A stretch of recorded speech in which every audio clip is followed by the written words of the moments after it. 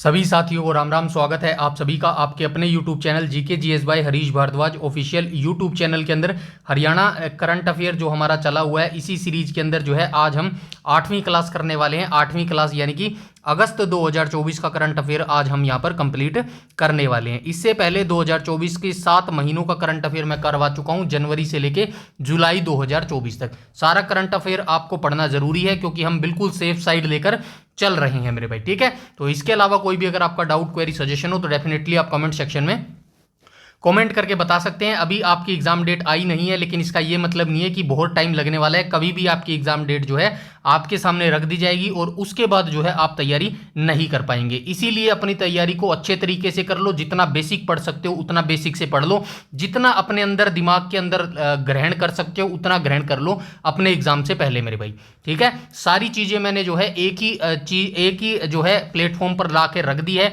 चाहे आप India GK की बात कर लेना, ठीक है, चाहे आप इंडिया जीके की बात कर लेना, चाहे आप हरियाणा जीके की बात कर लेना, चाहे आप साइंस की बात कर लेना, चाहे आप कंप्यूटर की बात कर लेना, चाहे आप एग्रीकल्चर की बात कर लेना, चाहे आप नेशनल करंट अफेयर की बात कर लेना, चाहे आप हरियाणा करंट अफेयर की बात कर लेना, ठीक है। ये सारी चीजें मैं जो है आपको प्रोवाइड करवा चुका हूं। और 3-4 चीजें जो है जो अभी आनी बाकी हैं, जैसे कि इकोनॉमिक्स हो गया, एनवायरमेंट्स हो गया, ठीक है, और क्या हो गया, आर्ट एंड कल्चर हो गया, ठीक है, और क्या रह गया, आईपीसी सीआरपीसी हो गया मेरे भाई, ठीक है। तो ये चीजें जो है आनी बाकी हैं, बाकी सारी चीजें जो है मैं करवा चुका हूं मेरे भाई। सारी चीजें आपको पढ़नी जरूरी है अगर आप एचएसएससी के लिए सीरियस तैयारी कर रहे हैं, हरियाणा पुलिस या फिर ग्रुप डी के लिए सीरियस तैयारी कर रहे हैं, तो हर चीज आपको पढ़नी जरूरी है। हर चीज की प्लेलिस्ट आपको जो है इसी वीडियो के डिस्क्रिप्शन में मिल जाएगी। और ये सारी चीजें जो है अभी आनी बाकी है, बहुत जल्द इनको भी मैं जो है कंप्लीट करवा दूंगा मेरे भाई, ठीक है। इसके अलावा कोई भी अगर आपका डाउट, क्वेरी, सजेशन है तो डेफिनेटली आप कमेंट सेक्शन में कमेंट करके बता सकते हैं। और टेलीग्राम चैनल जरूर से जरूर ज्वाइन कर लेना। इसी वीडियो में जो है डिस्क्रिप्शन में आपको लिंक मिल जाएगा, वहां से सारी पीडीएफ जो है आपको बिल्कुल फ्री में मिल जाएगी मेरे भाई, ठीक है। तो चलिए क्वेश्चन नंबर फर्स्ट को देख लेते हैं। क्वेश्चन नंबर फर्स्ट बोल रहा है सभी फसलों को न्यूनतम समर्थन मूल्य यानी कि एमएसपी पर खरीदने की घोषणा करने वाला देश का पहला राज्य कौन सा बना है। तो सभी फसलों को न्यूनतम समर्थन मूल्य पर खरीदने की घोषणा करने वाला देश का पहला राज्य, यानी कि ऐसा 28 राज्य हैं हमारे देश के अंदर, और 28 राज्यों के अंदर ऐसा कौन सा राज्य बना है जो किसानों से सभी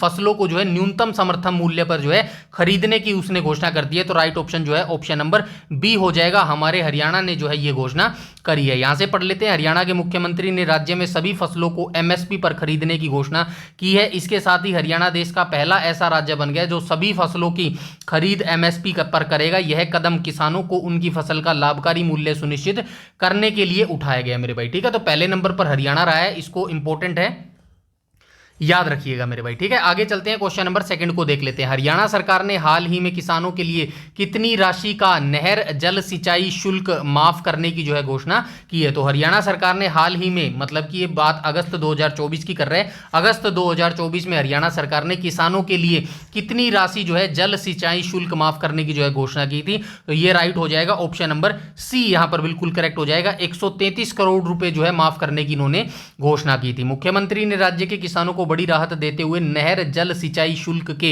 बकाया के रूप में 133 करोड़ रुपए माफ करने की घोषणा की थी। यह निर्णय कृषि लागत को कम करने के उद्देश्य से जो है लिया गया था। नेक्स्ट क्वेश्चन पर आ जाएंगे। क्वेश्चन नंबर 3 को देख लेते हैं। वर्ष 2023 से पहले प्राकृतिक आपदा यानी कि जो डिजास्टर मैनेजमेंट होता है ना, एक सब्जेक्ट होता है ये, और ये जो है आप कहां पर पढ़ेंगे। अभी आपने जो है अगर फॉरेस्ट गार्ड का जो है पेपर भरा है ना, फॉरेस्ट गार्ड का GUARD आएगा ना, फॉरेस्ट गार्ड में अगर आपका नाम आया है, आपने फॉर्म भरा है, तो डेफिनेटली इसके अंदर एक सब्जेक्ट आपको देखने मिलेगा डिजास्टर मैनेजमेंट। वो कंप्लीट आपको पढ़ना पड़ेगा। अच्छे सारे क्वेश्चन जो है वहां से पूछे जाएंगे मेरे भाई, ठीक है।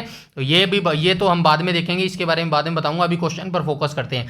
वर्ष 2023 से पहले प्राकृतिक आपदा से फसल नुकसान के लिए किन जिलों के किसानों को 137 करोड़ रुपए का लंबित मुआवजा दिया जाएगा मेरे भाई। 2023 से पहले प्राकृतिक आपदा यानी कि भाई सूखा पड़ गया किसी टाइम, या फिर कोई बाढ़ वगैरह आ गई, ठीक है, इनसे अगर किसी किसान की फसल का नुकसान हुआ है तो जो है उन किसानों को जो है 137 करोड़ रुपए जो है मुआवजा दिया जाएगा। और ये किन किन जिलों के लिए जो है ये पहल की गई है। तो राइट ऑप्शन हो जाएगा ऑप्शन नंबर ए, रोहतक, नूह, फतेहाबाद और सिरसा के किसानों को जो है ये पहल दी गई है मेरे भाई। ठीक है, यहां से देख लेते हैं मेरे भाई। राज्य सरकार ने रोहतक, नूंह, फतेहाबाद और सिरसा जिले में प्राकृतिक आपदा से हुए फसल नुकसान के लिए मुआवजा देने का निर्णय लिया है। इसके तहत वर्ष 2023 से पहले का 137 करोड़ रुपए का लंबित मुआवजा 1 सप्ताह के भीतर जो है वितरित किया जाएगा मेरे भाई। ठीक है, नेक्स्ट पर आ जाएंगे क्वेश्चन नंबर 4 पर। हरियाणा सिख गुरुद्वारा प्रबंधन अधिनियम 2014 में प्रस्तावित संशोधन के अनुसार न्यायिक आयोग के अध्यक्ष के रूप में किसकी नियुक्ति का प्रावधान है? तो किसकी नियुक्ति का प्रावधान है मेरे भाई? हरियाणा सिख गुरुद्वारा अधिनियम 2014 में प्रस्तावित संशोधन के अनुसार न्यायिक आयोग के अध्यक्ष के रूप में किसकी नियुक्ति का प्रावधान किया गया है? तो राइट ऑप्शन क्या हो जाएगा? ऑप्शन नंबर बी हो जाएगा, उच्च न्यायालय के न्यायाधीश। यानी कि जो हाईकोर्ट होता है ना, हमारा हाईकोर्ट कहां पर है? पंजाब एंड हरियाणा हाईकोर्ट संयुक्त है मेरे भाई। ठीक है, ये चंडीगढ़ के अंदर है। इसी का न्यायाधीश जो है ये नियुक्त किया जा सकता है न्यायिक आयोग के अध्यक्ष के रूप में मेरे भाई। ठीक है, यहां से देख लेते हैं। हरियाणा सरकार इस अधिनियम में संशोधन के लिए अध्यादेश लाने वाली है, जिसके तहत हरियाणा सिख गुरुद्वारा न्यायिक आयोग के अध्यक्ष के रूप में उच्च न्यायालय के न्यायाधीश की नियुक्ति का प्रावधान है। यदि उच्च न्यायालय के न्यायाधीश उपलब्ध नहीं होते तो जिला न्यायाधीश या आयोग के वरिष्ठ सदस्य की जो है नियुक्ति पर विचार किया जाएगा मेरे भाई। ठीक है, आगे चलते हैं, क्वेश्चन नंबर 5 को देख लेते हैं। क्वेश्चन नंबर 5 में पेरिस ओलंपिक जो है 2024, ये सारे हम डिटेल से एक ही वीडियो में करेंगे। पेरिस ओलंपिक हो गया या फिर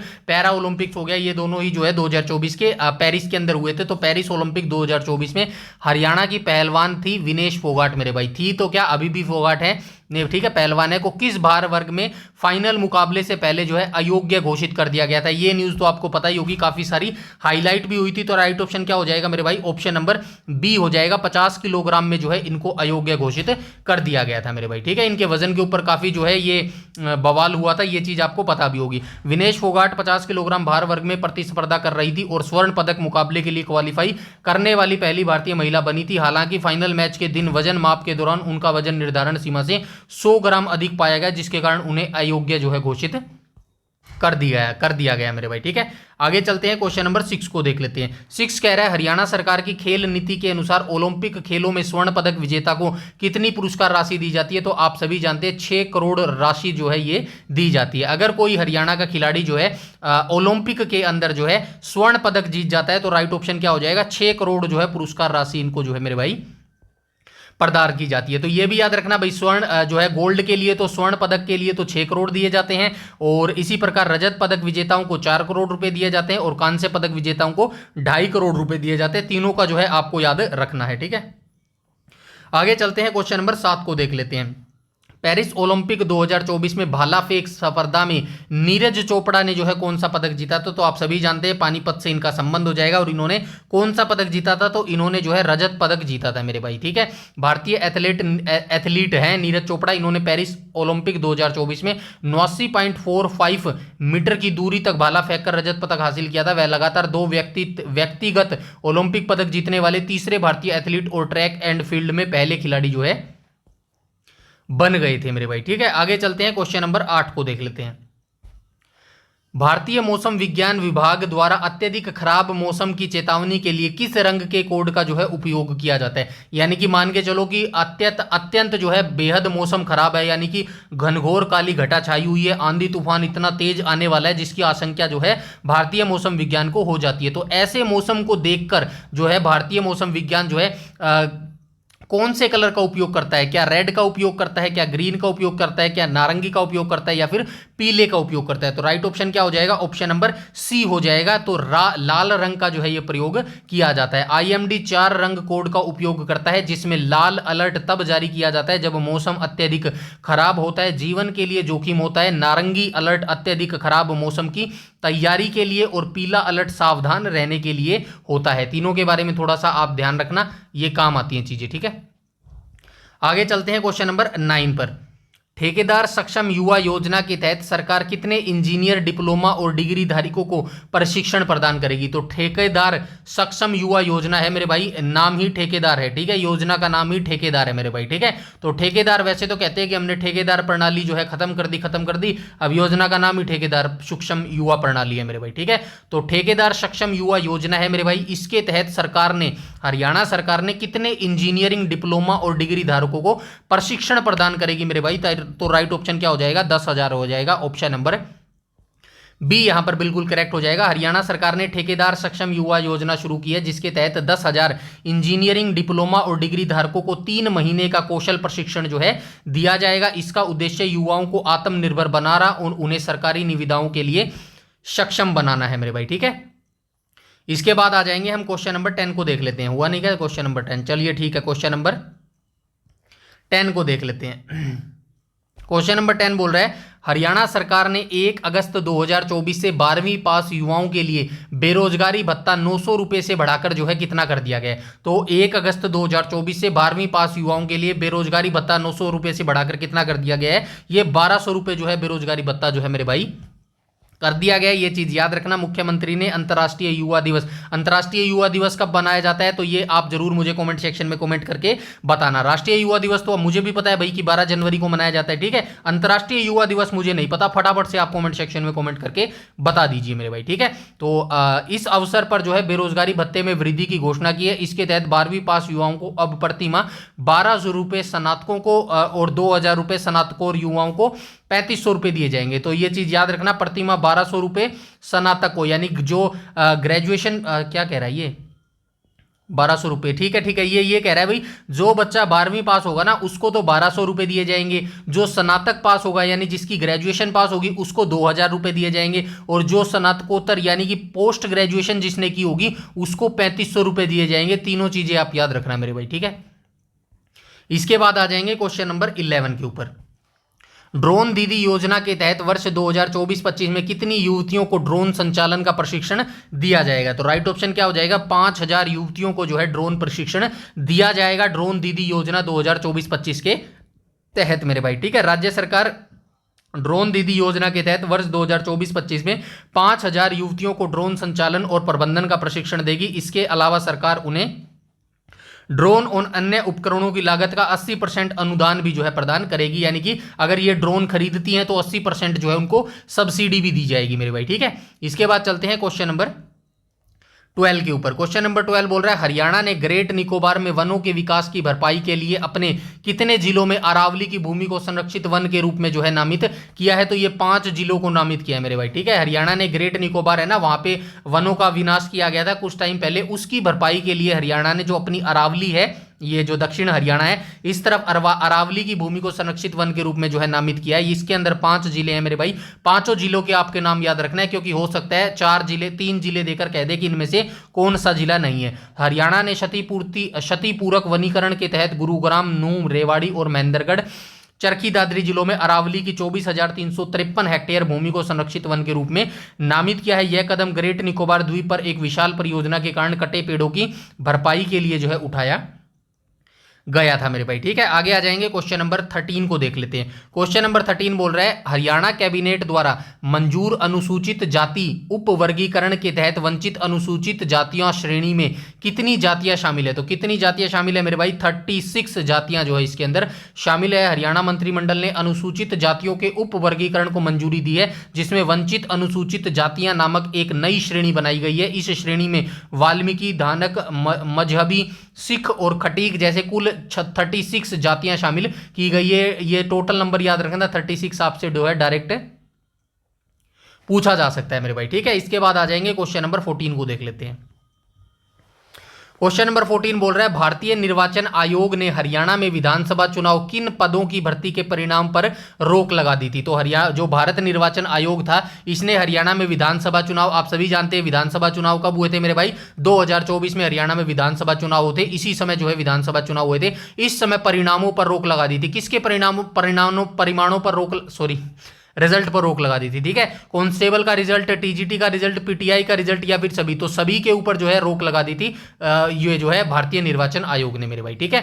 ECI election commission of India ने जो है हरियाणा पुलिस में कांस्टेबल, हरियाणा कर्मचारी चयन आयोग द्वारा टीजीटी और पीटीआई, हरियाणा लोक सेवा आयोग की विभिन्न भर्तियों के परिणामों की घोषणा पर जो है रोक लगा दी थी। यह निर्णय आदर्श आचार संहिता के दौरान निष्पक्ष बनाए रखने के लिए जो है लिया गया था मेरे भाई। ठीक है, आगे आ जाएंगे, क्वेश्चन नंबर 15 को देख लेते हैं। क्वेश्चन नंबर 15 बोल रहा है हरियाणा विधानसभा चुनाव के लिए भारतीय निर्वाचन आयोग कितने पर्यवेक्षकों की तैनाती करेगा। तो हरियाणा विधानसभा चुनाव, ये 2024 के करंट अफेयर का क्वेश्चन है भाई, याद रखना, जब 2024 में विधानसभा चुनाव हुए थे ना, उससे रिलेटेड ये क्वेश्चन है। उस समय का करंट अफेयर ऐसा ही क्वेश्चन पूछा गया था, पूछा जाएगा। हरियाणा विधानसभा चुनाव, ये लिख के देगा, हरियाणा विधानसभा चुनाव 2024 के लिए भारत निर्वाचन आयोग कितने पर्यवेक्षकों की तैनाती करेगा, यानी कि ऑब्जर्वर इनको बोला जाता है। तो कितनों की करेगा, 400 से अधिक ऑब्जर्वर की जो है ये तैनाती करेगा मेरे भाई। ठीक है, निर्वाचन आयोग हरियाणा और जम्मू कश्मीर में होने वाले विधानसभा चुनावों की निगरानी के लिए 400 से अधिक पर्यवेक्षकों की तैनात करेगा। ये पर्यवेक्षक स्वतंत्र और निष्पक्ष चुनाव सुनिश्चित कराने के लिए संपूर्ण चुनाव तंत्र पर जो है नजर रखेंगे मेरे भाई। ठीक है, नेक्स्ट आ जाएंगे, क्वेश्चन नंबर 16 पर आ जाएंगे। क्वेश्चन नंबर 16 बोल रहा है हाल ही में किस जिले के झाबुआ के जंगलों में सारिस्का टाइगर रिजर्व से निकलकर एक बाघ पहुंच गया है मेरे भाई। हाल ही में किस जिले के झाबुआ के जंगलों से जो है सरिस्का टाइगर रिजर्व से निकलकर, क्या कह रहा है ये, झाबुआ के जंगलों में, ठीक है, हाल ही में किस जिले के झाबुआ के जंगलों में सरिस्का टाइगर रिजर्व, तो आप सभी जानते हो कहां पर है सरिस्का टाइगर रिजर्व मेरे भाई, बताना फटाफट से कहां पर है। ये यहां से निकलकर, मतलब एक टाइगर है मेरे भाई, एक बाघ है जिसका नाम है मेरे भाई ST 2303 मेरे भाई, ये इसका कोड नेम है। ये जो है सरिस्का टाइगर से निकलकर, सरिस्का टाइगर रिजर्व है, यहां से निकल जो है हरियाणा के किस जिले में पहुंच गया है। तो हरियाणा के किस जिले में पहुंच गया है मेरे भाई, रेवाड़ी में पहुंच गया। झाबुआ कहां पर है, रेवाड़ी के अंदर ही है मेरे भाई। ठीक है, तो बाघ ST 2303 राजस्थान के सरिस्का टाइगर रिजर्व से भटक कर हरियाणा के रेवाड़ी जिले के झाबुआ के घने जंगलों में पहुंच गया है। झाबुआ के जंगलों में नील गाय और जंगली सुअर जैसे शिकार की उपलब्धता के कारण बाघ यहां सुरक्षित महसूस कर रहा है मेरे भाई। ठीक है, ये डायरेक्ट क्वेश्चन पूछा जा सकता है, याद रखना।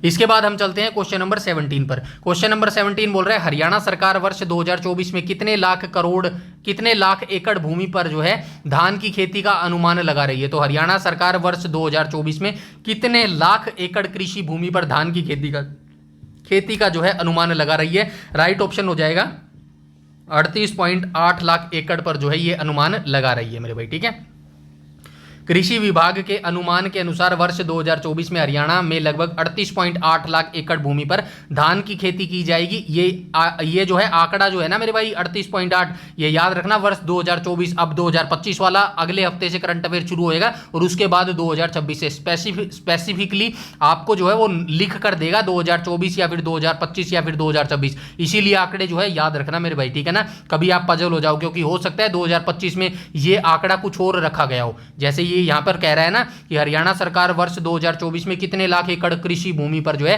धान की खेती का अनुमान लगा रही है। हो सकता है ऐसा क्वेश्चन 2025 या 26 में भी आया हो और उसने कहा हो कि बताइए हरियाणा सरकार वर्ष 2026 में जो है कितने लाख एकड़ भूमि पर जो है धान की खेती का जो है अनुमान लगा रही है। इसीलिए जो है ये आंकड़ों में पजल नहीं होना मेरे भाई, याद रखना। ठीक है, इन फसलों से लगभग 81 लाख मीट्रिक टन जो है फसल अवशेष उत्पन्न होने का अनुमान है मेरे भाई। ठीक है, अवशेष जो बच जाते हैं ना, जिनको बाद में किसान वगैरह जला देते हैं, उसकी ये बात कर रहा है। नेक्स्ट पर आ जाएंगे, क्वेश्चन नंबर 18 को देख लेते हैं।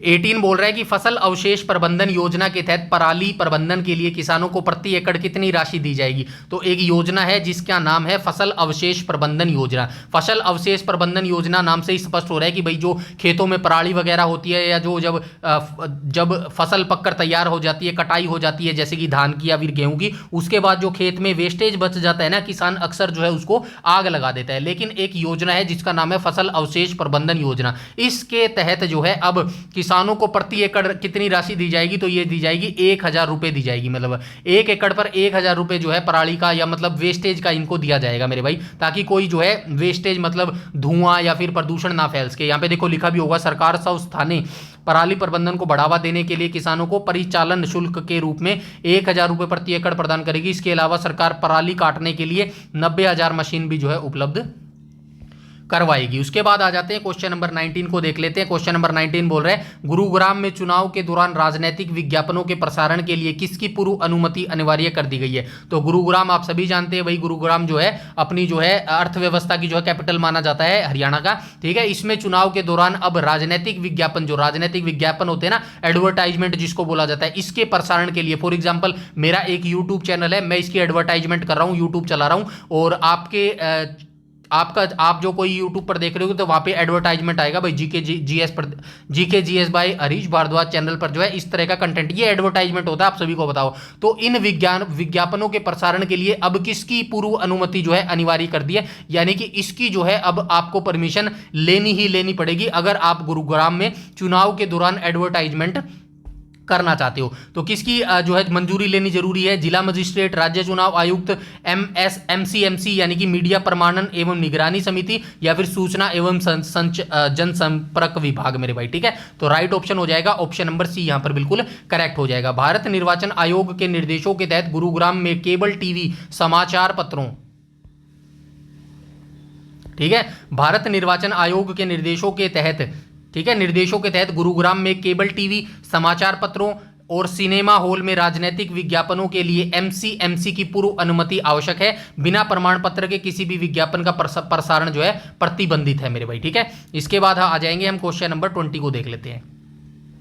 क्वेश्चन नंबर 20 बोल रहा है नेशनल ग्रीन ट्रिब्यूनल ने फरीदाबाद के किस गांव में अवैध खनन से हो रहे प्रदूषण की जांच के लिए समिति गठित की है? तो अनंगपुर में की है मेरे भाई, ठीक है। तो नेशनल ग्रीन ट्रिब्यूनल यानी कि एनजीटी की ये बात कर रहे हैं। एनजीटी की अब स्थापना कब हुई थी? फटाफट मुझे आप मुझे जो है बता दो 2010 में हुई थी, 2011 में हुई थी, 2012 में हुई थी, कब हुई थी फटाफट बता दो, ठीक है। तो नेशनल ग्रीन ट्रिब्यूनल ने फरीदाबाद के किस गांव में अवैध खनन से हो रहे प्रदूषण की जांच के लिए समिति गठित की है? तो अनंगपुर जो है बांध भी आप सभी जानते हैं भाई कहां पर है, अनंगपुर बांध भी जो है फरीदाबाद में। इसकी स्थापना कब हुई थी? अनंगपाल जो है, अनंगपाल तोमर ने जो है इसकी स्थापना की थी भाई। और जो है और क्या याद रखेंगे, बस इतना ही याद रखना है, अनंगपुर गांव में जो है अवैध खनन से हो रहे प्रदूषण की जांच के लिए समिति गठित की है मेरे भाई, ठीक है। यहां से देख लेना, एनजीटी ने फरीदाबाद के अनंगपुर गांव के पास अरावली में हो रही अनाधिकृत पत्थर और खनन और उससे होने वाले वायु एवं ध्वनि प्रदूषण की जांच के लिए एक समिति का गठन किया है। इस समिति में CAQM, CPCB और HSPCB के प्रतिनिधित्व जो है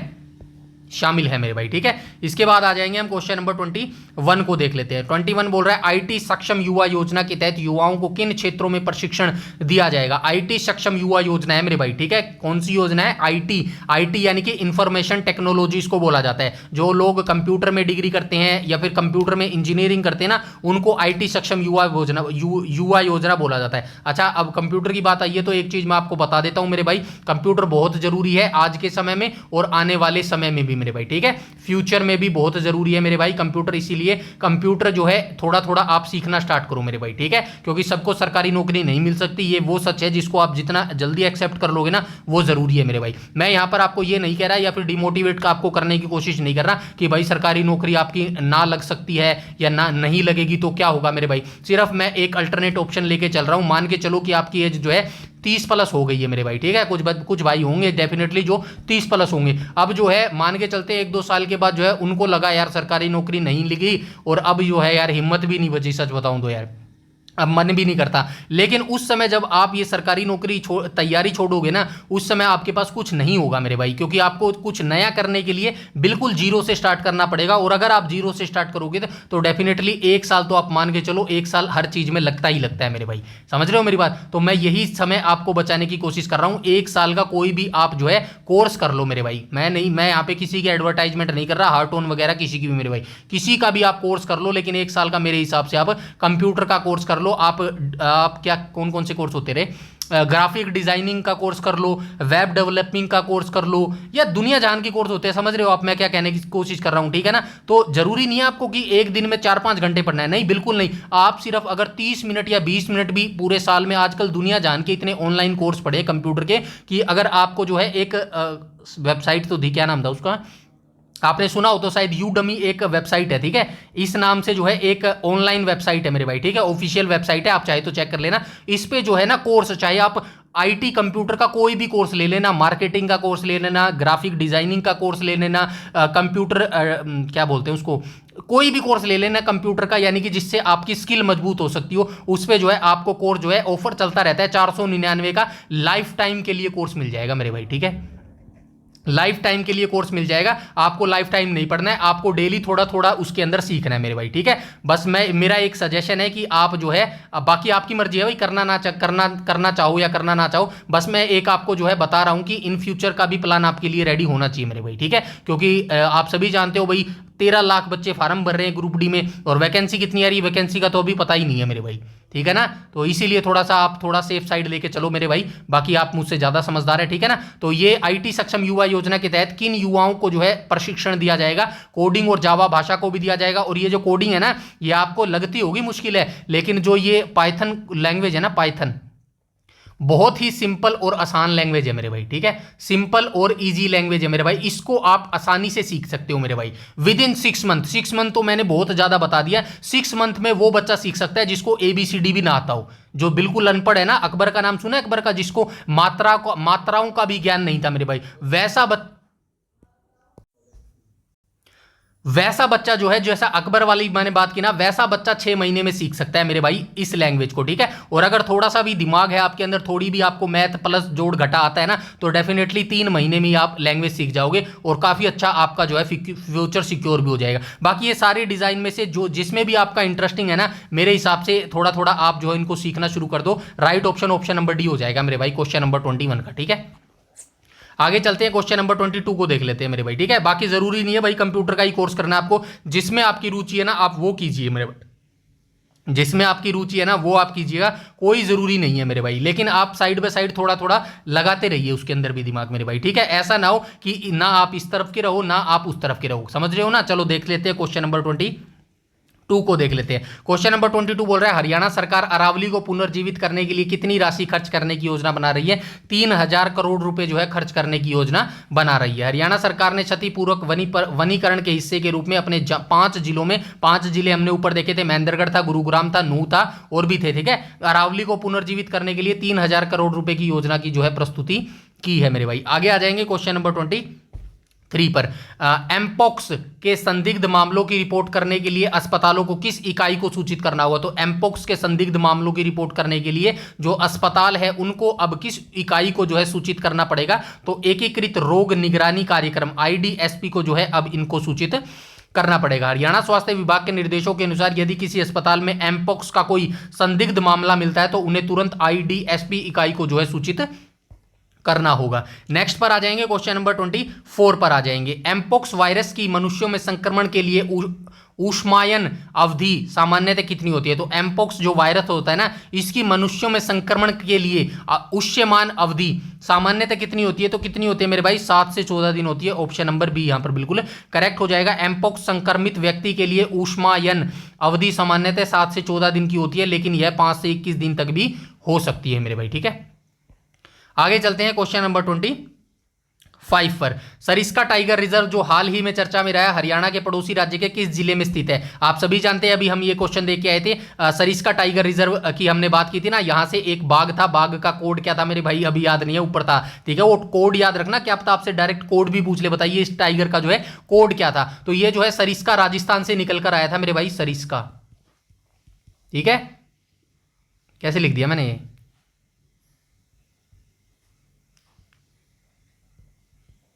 ये राजस्थान से निकलकर आया था और ये कहां पर पहुंच गया था। तो ये रेवाड़ी के झाबुआ में पहुंच गया था मेरे भाई, ठीक है। ये चीज आप याद रखना, रेवाड़ी के झाबुआ जंगलों में जो है ये पहुंच गया था, क्योंकि यहां पर जो है इसके खाने के लिए काफी सारा जो है खाना था मेरे भाई, ठीक है। तो जयपुर, अलवर, भरतपुर, अच्छा धौलपुर ऐसे दे दिया गया, अलवर हो जाएगा मेरे भाई, ठीक है। ऑप्शन नंबर बी यहां पर बिल्कुल करेक्ट हो जाएगा, ठीक है। सरिस्का टाइगर रिजर्व राजस्थान के अलवर जिले में अरावली पहाड़ियों में स्थित है। यह 1978 में भारत के प्रोजेक्ट टाइगर का जो है हिस्सा है मेरे भाई, ठीक है। आगे आ जाएंगे क्वेश्चन नंबर 26 पर। ठेकेदार सक्षम युवा योजना के तहत प्रशिक्षित युवाओं को सरकार कितने रुपए तक का ब्याज मुक्त ऋण उपलब्ध करवाएगी। 3 लाख रुपए तक का जो है इनको बिना ब्याज का जो है ऋण उपलब्ध करवाया जाएगा मेरे भाई, ठीक है। उसके बाद आ जाएंगे क्वेश्चन नंबर 27 पर। चुनाव प्रचार के दौरान मान्यता प्राप्त राष्ट्रीय दलों को दूरदर्शन के राष्ट्रीय चैनल पर कुल कितना समय आवंटित किया जाता है। तो चुनाव प्रचार के दौरान जो है किसी राष्ट्रीय दल को, मतलब दूरदर्शन अपना DD नेशनल है मेरे भाई, ठीक है। किसी ने देखा होगा, आपने देखा होगा डेफिनेटली, आज के जो वर्तमान है उन्होंने तो नहीं देखा होगा, क्योंकि हमने यही देखा है मेरे भाई, ठीक है। तो ये DD नेशनल पर जो है राष्ट्रीय चैनल पर जो है कितना समय आवंटित किया जाता है। तो ये कितना किया जाता है मेरे भाई, 10 घंटे किया जाता है। ऑप्शन नंबर बी बिल्कुल करेक्ट हो जाएगा। चुनाव नियमों के अनुसार राष्ट्रीय दलों को सामूहिक रूप से दूरदर्शन के राष्ट्रीय चैनल और आकाशवाणी पर 10-10 घंटे का जो है समय दिया जाता है। आगे आ जाएंगे क्वेश्चन नंबर 28 पर। 28 बोल रहे हैं एमपोक्स वायरस की पहचान सबसे पहले किस वर्ष और किस जीव में हुई थी। तो एमपोक्स मामला अभी हम देख के आए थे। एक जो है अगर हरियाणा के अस्पतालों में कोई एमपोक्स का संदिग्ध मरीज मिलता है तो उसको जो है किसको सूचित करना होगा, वो क्वेश्चन तो आपको याद हो गया। अब स्टैटिक जीके का एक क्वेश्चन इसी के अंदर से निकाल लेते हैं। एमपोक्स वायरस है ना, जो एमपोक्स वायरस, इसकी सबसे पहले पहचान जो है किस वर्ष और किस जीव में हुई थी। राइट ऑप्शन जो है ऑप्शन नंबर बी हो जाएगा। 1958 में सबसे पहले इसकी खोज की गई थी। और किस जानवर में की गई थी, बंदरों में जो है इसकी जो है खोज की गई थी, यानी कि पहचान की गई थी। एमपोक्स एक डीएनए वायरस है जिसकी पहचान सबसे पहले 1958 में बंदरों में हुई थी, लेकिन अब यह मनुष्य को भी संक्रमित कर रहा है मेरे भाई। ठीक है, आगे आ जाएंगे क्वेश्चन नंबर 29 पर। क्वेश्चन नंबर 29 बोल रहा है हरियाणा राज्य अनुसूचित जाति आयोग ने सरकारी नौकरियों में एससी के 20% कोटे का कितना हिस्सा वंचित अनुसूचित जातियों के आरक्षित करने की जो है सिफारिश की है। आधा 1/2 हिस्सा जो है की है मेरे भाई। ठीक है, आयोग ने सिफारिश की है कि अनुसूचित जातियों के लिए आरक्षित 20% कोटे में से आधा हिस्सा यानी कि 10% वंचित अनुसूचित जातियों के उम्मीदवारों के लिए निर्धारित किया जाना चाहिए मेरे भाई। ठीक है, आगे आ जाएंगे क्वेश्चन नंबर 30 पर। क्वेश्चन नंबर 30 बोल रहा है कि बहाए स्थाने पराली प्रबंधन के तहत उद्योग पराली का उपयोग किस रूप में करते हैं। जैव ईंधन, पैकेजिंग सामग्री, कार्डबोर्ड इकाइयां या फिर सभी। तो राइट ऑप्शन क्या हो जाएगा, सभी हो जाएगा मेरे भाई। ठीक है, बहाए स्थाने प्रबंधन के तहत उद्योग पराली को कच्चे माल के रूप में खरीदते हैं और इसका उपयोग जैव ईंधन, पैकेजिंग और कार्डबोर्ड बनाने में जो है करते हैं मेरे भाई। ठीक है, आगे आ जाएंगे क्वेश्चन नंबर 31 पर आ जाएंगे। क्वेश्चन नंबर 31 बोल रहा है कि एक पेड़ मां के नाम मुहिम के तहत हरियाणा में अब तक कितने पौधे लगाए जा चुके हैं। तो एक योजना है मेरे भाई, योजना जरूर याद रखना। हो सकता है आपसे क्वेश्चन पता है कैसा पूछा जाए, बताइए निम्नलिखित में से किस मुहिम के तहत जो है हरियाणा में अब तक जो है 1,20,00,000 पौधे, ठीक है 1,20,00,000 नहीं 1,60,00,000 पौधे जो है लगाए जा चुके हैं। तो आप जो है उस मुहिम का नाम क्या बताएंगे, एक पेड़ मां के नाम मेरे भाई। ठीक है,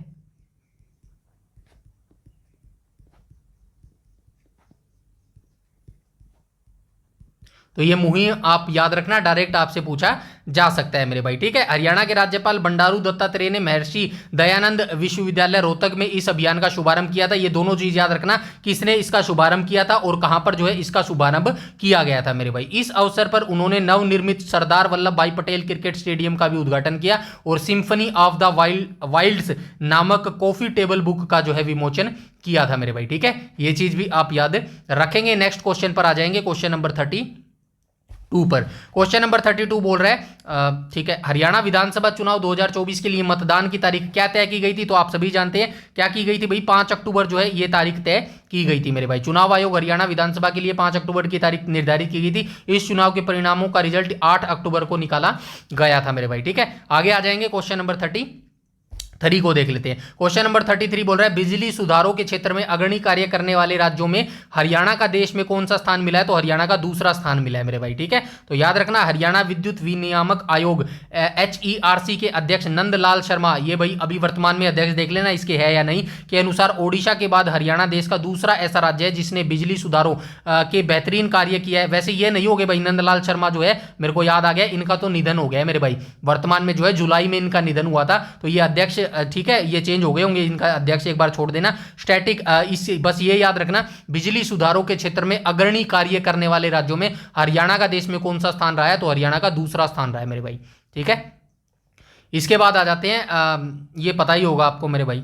ठीक है, नेक्स्ट क्वेश्चन पर आ जाएंगे, क्वेश्चन नंबर 34 पर आ जाएंगे। क्वेश्चन नंबर 34 बोल रहा है ग्रेट निकोबार में वनीकरण की भरपाई के लिए हरियाणा में कितने जिलों में जो है अरावली की भूमि को संरक्षित वन घोषित किया गया। 5 जिले हैं, 5 जिलों के नाम जरूर आपको याद रखने हैं मेरे भाई। ठीक है, गुरुग्राम, नूह, रेवाड़ी, महेंद्रगढ़ और चरखी दादरी। ठीक है, 5 जिलों में अरावली की 24,353 हेक्टेयर भूमि को संरक्षित वन के रूप में नामित किया गया है। आगे आ जाएंगे क्वेश्चन नंबर 35 पर। क्वेश्चन नंबर 35 बोल रहा है मुख्यमंत्री ने अंतर्राष्ट्रीय युवा दिवस पर महिलाओं के लिए कौन सी नई योजना शुरू की है। ड्रोन दीदी योजना शुरू की है। ऊपर देख के आए थे कितनी जो है ड्रोन दीदी योजना के तहत कितनी युवतियों को प्रशिक्षित किया जाएगा, वो आंकड़ा भी आपको याद रखनी है। और इनको जो है 80% जो है सब्सिडी भी दी जाएगी अगर ये ड्रोन वगैरह खरीदती है मेरे भाई, ठीक है। पंचकुला में आयोजित कार्यक्रम में मुख्यमंत्री ने ड्रोन दीदी योजना और ठेकेदार सक्षम युवा योजना का लोकार्पण किया था। ड्रोन दीदी योजना के तहत 2025 तक 500 महिलाओं और स्वयं सहायता समूह की 5000 महिलाओं को प्रशिक्षण दिया जाएगा, जिसमें उपकरणों की खरीद पर 80% तक अब जो है सब्सिडी भी दी जाएगी मेरे भाई, ठीक है। आगे चलते हैं, क्वेश्चन नंबर 36 को देख लेते हैं। क्वेश्चन नंबर 36 बोल रहा है, राष्ट्रपति द्रौपदी मुर्मू ने अगस्त 2024 में हरियाणा की किस यूनिवर्सिटी के दीक्षांत समारोह में मुख्य अतिथि के रूप में शिरकत की थी? तो किस यूनिवर्सिटी में जो है मुख्य अतिथि के रूप में जो है इन्होंने शिरकत की थी? जेसी बोस यूनिवर्सिटी फरीदाबाद के अंदर वो अंदर अवस्थित है मेरे भाई, ठीक है। तो ये चीज याद रखना। अब आपने जो है बहुत बार मुझे बता दिया, कुरुक्षेत्री यूनिवर्सिटी की स्थापना कब हुई, MDU की स्थापना कब हुई, HAU हिसार की स्थापना कब हुई। अब जो है आप मुझे जेसी बोस यूनिवर्सिटी के बारे में बता दो कि इसकी स्थापना जो है कब हुई थी मेरे भाई, ठीक है। ठीक है, एक फैक्ट और था यार इसके मामले मेरे अभी याद नहीं आ रहा, बाद में देखेंगे, चलो कोई बात नहीं, ठीक है। आगे चलेंगे, क्वेश्चन नंबर 37 को देख लेते हैं मेरे भाई। 37 बोल रहा है, हड़प्पा कालीन सभ्यताओं के अवशेषों को सहेजने के लिए 32 करोड़ की लागत से कहां आधुनिक संग्रहालय बनाया जा रहा है? तो ये राखीगढ़ी हिसार में बनाया जा रहा है मेरे भाई, ठीक है। कहां पर अवस्थित है? हिसार के अंदर अवस्थित है मेरे भाई, ठीक है। लोथल कहां पर अवस्थित है? लोथल जो है कहां पर अवस्थित है? गुजरात के अंदर अवस्थित है मेरे भाई, ठीक है। ठीक है, बनावली कहां पर अवस्थित है? बता दो फटाफट, बनावली कहां पर अवस्थित है? और कुरुक्षेत्र में जो है कौन सा पुरातात्विक स्थल है? ये दोनों आप मुझे बता दो भाई, भगवानपुरा है या फिर कौन सा है? फटाफट आप मुझे कमेंट सेक्शन में कमेंट करके बता दो। कुरुक्षेत्र और बनावली में जो है कौन सा जो है पुरातात्विक स्थल जो है मौजूद है? फतेहाबाद में जो है कौन कौन सा पुरातात्विक स्थल है? फटाफट आप मुझे कमेंट सेक्शन में कमेंट करके बता दो मेरे भाई, ठीक है। उसके बाद चलते हैं आगे, क्वेश्चन नंबर 38 को देख लेते हैं। क्वेश्चन नंबर 38 बोल रहे हैं, चंडीगढ़ में बतौर मुख्य गृह सचिव नियुक्त होने वाले हरियाणा कैडर के 2005 बैच के IAS अधिकारी कौन है? ये 2024 का करंट अफेयर है, इसको भाई एक बार स्किप कर दो, हो सकता है कि इस जो है पद पर कोई और आ गया हो, ठीक है। इसका आंसर वैसे आपको मिल जाएगा, मनदीप सिंह बराड़, ठीक है। ये अपडेट करेंगे, डोंट वरी। जो नियुक्ति है ना, नियुक्ति ये मैं इसलिए नहीं करवा रहा क्योंकि भाई हरियाणा के मिलते नहीं है यार, अच्छे से सही बताऊं तो, ठीक है ना, एक सीक्वेंस वाइज मिलता नहीं है, ठीक है। तो ये जो नियुक्तियां है ना आपके एग्जाम से पहले, जैसे फॉर एग्जांपल मान के चलो आपका एग्जाम जो है सितंबर, मुश्किल लग रहा है मेरे को, अक्टूबर मान के चलते हैं, अक्टूबर में आपका एग्जाम होगा ना, तो सितंबर 2026 में, ठीक है, सितंबर 2026 तक सारे जितने भी पद होंगे और उस पद पर कौन सी किन व्यक्तियों की नियुक्ति होगी ना, वो वीडियो में दे दूंगा। इस पर काम करना बहुत जल्द शुरू करता हूं मेरे भाई, ठीक है ना। तो ये चीज आप याद रखना, एक बार के लिए छोड़ दो इस क्वेश्चन को। आगे चलते हैं भाई, क्वेश्चन नंबर 29 को देख लेते हैं। क्वेश्चन नंबर 29 बोल रहे हैं, पेरिस पैरालंपिक 2024 में हिस्सा लेने वाले भारतीय दल में हरियाणा के कितने खिलाड़ी शामिल थे? तो हरियाणा के 22 खिलाड़ी जो है इसके अंदर शामिल थे। पेरिस पैरालंपिक 2024 के लिए भारत के कुल 84 एथलीटों में से हरियाणा के 22 खिलाड़ी शामिल थे। इसमें हरियाणा की 6 महिलाएं, 16 पुरुष खिलाड़ी शामिल थे, जिन्होंने विभिन्न खेलों में देश का जो है प्रतिनिधित्व किया मेरे भाई, ठीक है। याद रखना, 6 महिलाएं और 16 जो है पुरुष खिलाड़ी मौजूद थे। आगे चलते हैं, क्वेश्चन नंबर 40 को देख लेते हैं।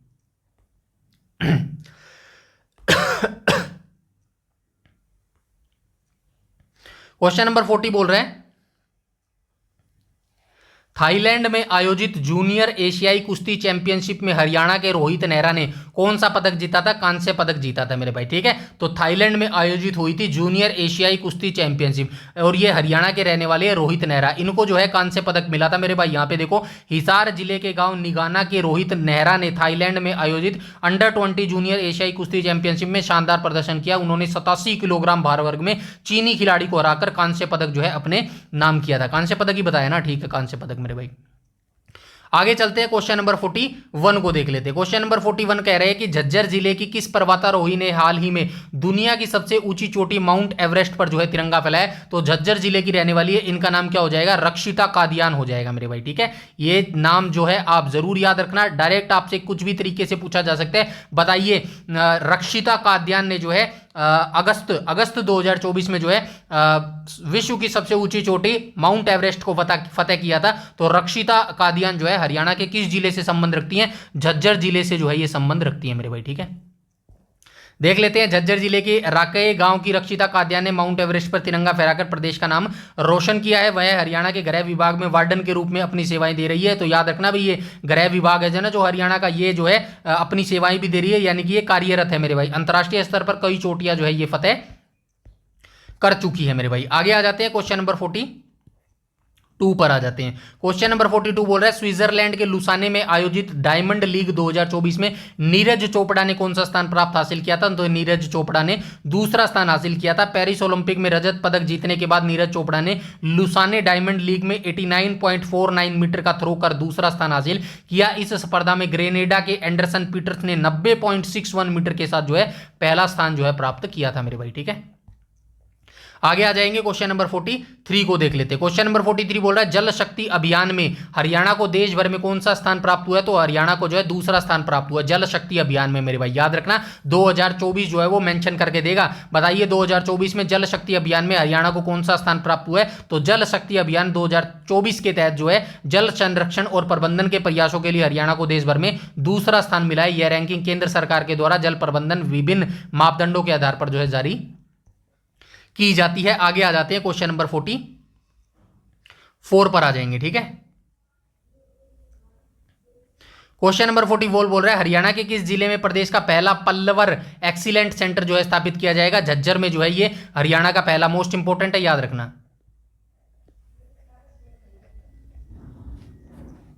तो हरियाणा का जो है पहला पल्लवर एक्सीलेंसी सेंटर जो है झज्जर में स्थापित किया जाएगा। झज्जर जिले में हरियाणा का पहला पल्लवर एक्सीलेंसी सेंटर बनाया जाएगा। यह केंद्र राज्य में विशिष्ट कृषि तकनीकों और नवाचारों को बढ़ावा देने की दिशा में एक महत्वपूर्ण कदम है मेरे भाई। फटाफट चलते हैं, क्वेश्चन नंबर 45 को देख लेते हैं। क्वेश्चन नंबर 45 बोल रहा है, हरियाणा में राज्यसभा की निर्विरोध सदस्य के रूप में किसे चुना गया है? तो हरियाणा से राज्यसभा की निर्विरोध किसको चुना गया? किरण चौधरी को चुना गया मेरे भाई। ठीक है, हाल ही में हुए चुनाव में किरण चौधरी को हरियाणा में राज्यसभा सदस्य के रूप में निर्विरोध चुना गया है। वह पूर्व में हरियाणा विधानसभा की सदस्य भी रह चुकी है। आगे आ जाएंगे, क्वेश्चन नंबर 46 पर आ जाएंगे। हरियाणा मातृ शक्ति उद्यमिता योजना के तहत अब महिलाएं कितने लाख रुपए तक का जो है लोन ले सकती है? 5 लाख रुपए तक का जो है हरियाणा मातृ शक्ति उद्यमिता योजना के तहत अब हरियाणा की महिलाएं जो है लोन ले सकती है। नायाब सिंह सैनी ने इस योजना के तहत ऋण की सीमा 3 लाख से बढ़ाकर 5 लाख रुपए की करने की घोषणा की है। इस योजना का उद्देश्य महिलाओं को स्वरोजगार के लिए प्रोत्साहित करना है, जिस पर ब्याज दर केवल 7% जो है रखी गई है। ब्याज दर याद रखना भाई, 7% पूछी जा सकती है। आगे चलते हैं क्वेश्चन नंबर 47 पर। मुख्यमंत्री दूध उपहार योजना के तहत अब स्कूली बच्चों को साल में कितने दिन फोर्टिफाइड दूध दिया जाएगा? तो मेरे भाई कितने दिन दिया जाएगा? 150 दिन दिया जाएगा क्या? 150 दिन दिया जाएगा। ठीक है, ऑप्शन नंबर बी यहां पर जो है बिल्कुल करेक्ट हो जाएगा मेरे भाई। ठीक है, 150 दिन का यार, सारे ही दिन दे देते। दूध तो बहुत जरूरी है यार बच्चों की। अब यहां पे देखो, अब ये क्या माइंड सेट है यार, बच्चों को दूध देना कितना जरूरी है मेरे भाई, आप भी जानते हैं बात। जो स्कूली बच्चे होते हैं ना, जो 5वीं 6ठी पहली दूसरी, मैं कह रहा हूं 12वीं तक दे दो यार। बच्चा तो बच्चा ही है यार, दिमाग तभी तो उसका विकसित होगा। दूध को क्या कहा जाता है? साइंस में पढ़ा होगा आपने, दूध को एक कंप्लीट प्रोटीन बोला जाता है मेरे भाई। आप मान लो कि दाल में जो है कुछ प्रोटीन कम होते हैं, कुछ प्रोटीन ज्यादा होते हैं, सब्जी में, मतलब हर चीज में कोई प्रोटीन ज्यादा होता है, कुछ कम होता है। लेकिन जो मेरे भाई दूध होता है ना, दूध अपने आप में क्या होता है मेरे भाई? अपने आप में संपूर्ण होता है मेरे भाई। हर चीज इसके अंदर अवेलेबल होती है। इसीलिए बच्चों के दूध के लिए, बच्चे बड़े बूढ़े जो भी है मेरे भाई, उनके लिए कहा जाता है कि दूध बहुत इंपॉर्टेंट है भाई। डेली आपको दूध 1 गिलास पीना चाहिए। लेकिन वर्तमान में हमारी जो युवा पीढ़ी है ना, वो गिलास तो लेती है लेकिन कुछ और ही लेती है भाई गिलास में। ठीक है, क्वार्टर हो गया, हाफ क्वार्टर हो गया, क्या बोलते हैं आप में से भी कुछ लेते होंगे मेरे भाई।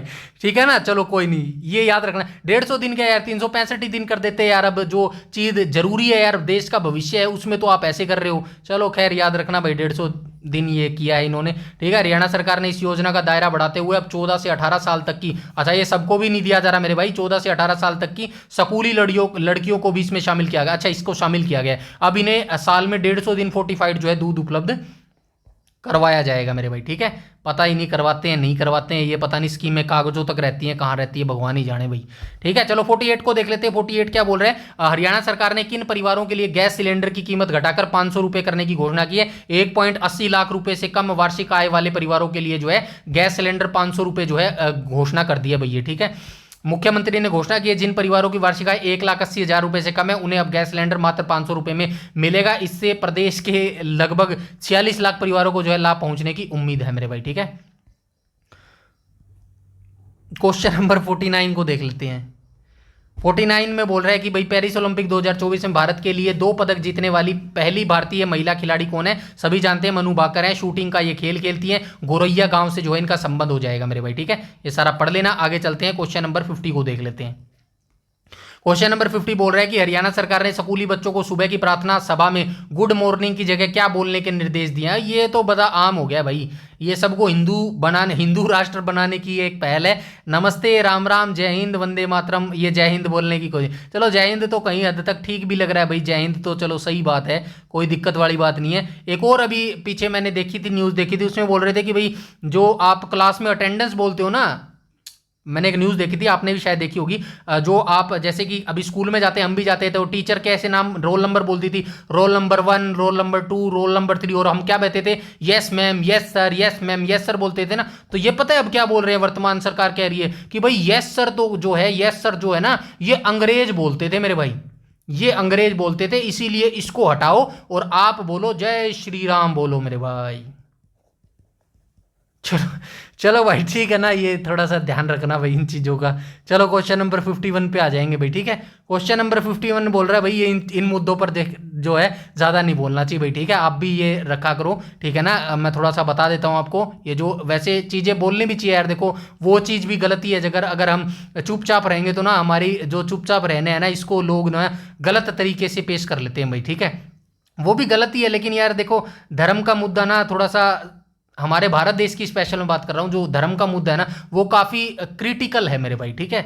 लोग इसका फ़ायदा उठाते हैं, वो गलत चीज़ है, फ़ायदा नहीं उठाना चाहिए, ठीक है। धर्म है अपनी जगह है, धर्म के लिए आपको काम भी करना चाहिए, लोगों के लिए काम करना चाहिए, लेकिन धर्म को जो है राजनीति के अंदर नहीं लेके आना चाहिए। जो वर्तमान सरकार सिर्फ यही काम कर रही है, उसको लोगों के धर्म से, हिंदू धर्म से कोई मतलब नहीं है। मैं नहीं कह रहा कि धर्म को नहीं बढ़ावा देना चाहिए, बिल्कुल धर्म को बढ़ावा देना चाहिए, लेकिन ऐसा कहाँ हिंदू धर्म में लिख रहा है कि हिंदू धर्म में कहाँ पर ऐसा लिख रखा है कि हिंदू धर्म को बढ़ाने के लिए आप और धर्मों को छोटा करना स्टार्ट कर दो, और धर्म के लोगों को काटना शुरू कर दो, और धर्म के लोगों को अपने देश से बाहर निकालना शुरू कर दो। ऐसा कहां लिखा हुआ है मेरे भाई?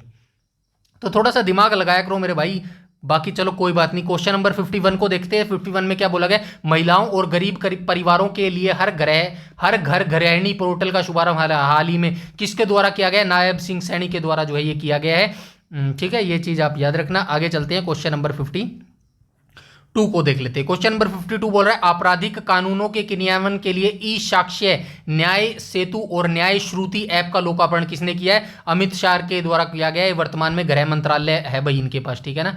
ये चीज याद रखना। केंद्रीय गृह मंत्री अमित शाह, राज्यपाल बंडारू दत्ता ने चंडीगढ़ में इन डिजिटल एप्लीकेशनों का लोकार्पण किया। ये ऐप नए आपराधिक कानूनों के तहत साक्ष्य जुटाने और न्यायिक प्रक्रिया को सुगम बनाने में मदद करेंगे मेरे भाई, ठीक है।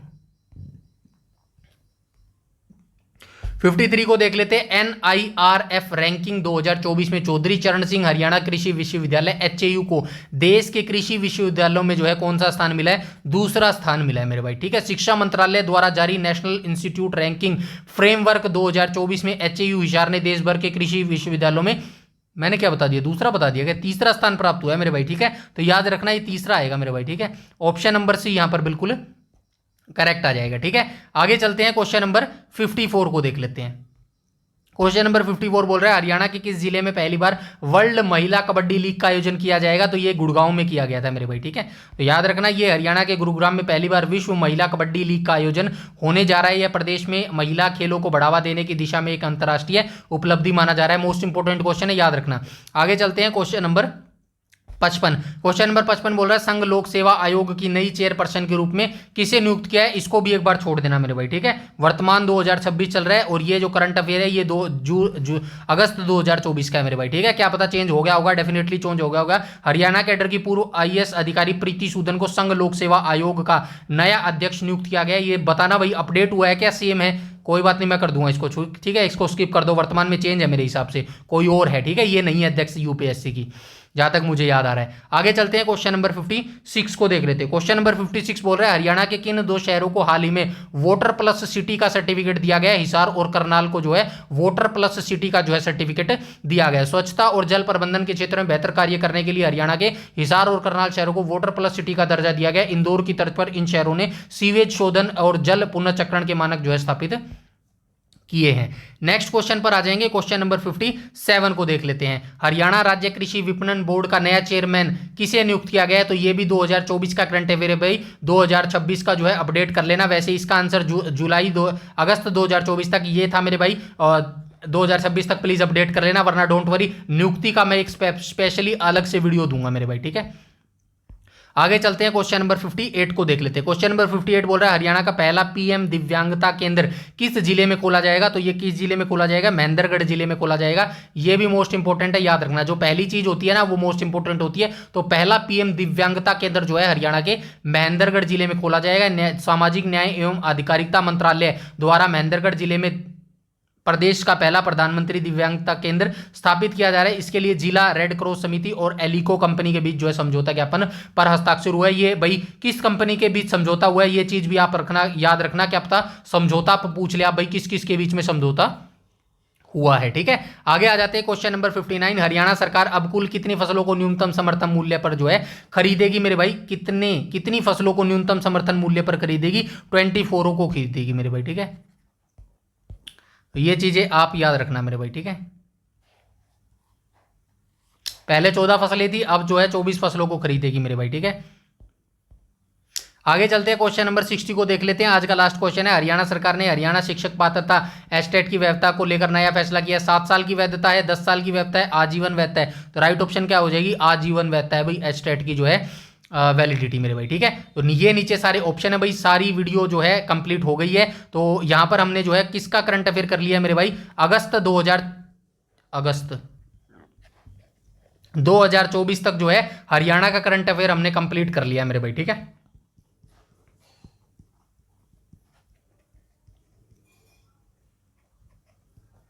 अब क्या रह गया है, अगस्त के बाद क्या आएगा मेरे भाई, सितंबर आएगा, अक्टूबर आएगा, नवंबर आएगा और दिसंबर आएगा मेरे भाई, ठीक है। तो ये 4 महीने का रह गया। और आज क्या तारीख है, आज कौन सा डे है, आज बुधवार है मेरे भाई, ठीक है। आज बुधवार को अगस्त आ गया, वीरवार को सितंबर आएगा, उसके बाद वीरवार के बाद क्या आएगा, शुक्रवार, शनिवार, ठीक है। यानी कि सोमवार को जो है हम हरियाणा करंट अफेयर 2024 को खत्म कर देंगे मेरे भाई। आई बात समझ में, तो अपनी तैयारी ऐसे ही करते रहो, ठीक है मेरे भाई। सारी चीजें मैं आपको एक ही जगह देने की कोशिश करूंगा। इसके अलावा कोई भी अगर आपका डाउट क्वेरी सजेशन हो तो डेफिनेटली आप कमेंट सेक्शन में कमेंट करके बता सकते हो मेरे भाई। और टेलीग्राम चैनल को जरूर से जरूर ज्वाइन कर लेना, क्योंकि सारी पीडीएफ जो है वो टेलीग्राम पर ही प्रोवाइड करवाई जाती है मेरे भाई, ठीक है। तो आज की वीडियो में इतना ही, लगे रहना, डट कर तैयारी करते रहना।